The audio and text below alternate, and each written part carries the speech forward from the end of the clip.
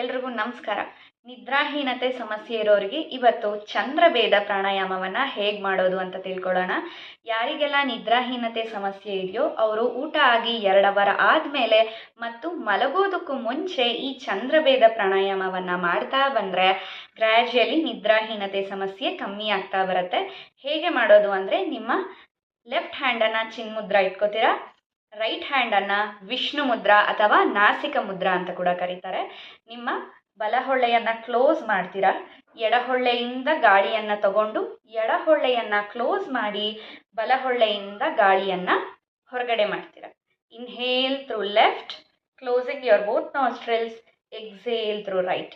ಈ ರೀತಿ 10 ರೌಂಡು ಮಾಡೋದ್ರಿಂದ ನಿಮಗೆ ಒಳ್ಳೆ ನಿದ್ದೆ ಬರುತ್ತೆ. ರಾತ್ರಿ ಹೊತ್ತು ನಿದ್ರಾಹೀನತೆ ಸಮಸ್ಯೆ ಕಮ್ಮಿ ಆಗ್ತಾ ಬರುತ್ತೆ. ಯಾರಿಗೆಲ್ಲ ಈ ಸಮಸ್ಯೆ ಇದೆಯೋ ಅವರಿಗೆ ಈ ಮಾಹಿತಿಯನ್ನು ಖಂಡಿತ ಶೇರ್ ಮಾಡಿ. ಹರಿ ಓಂ.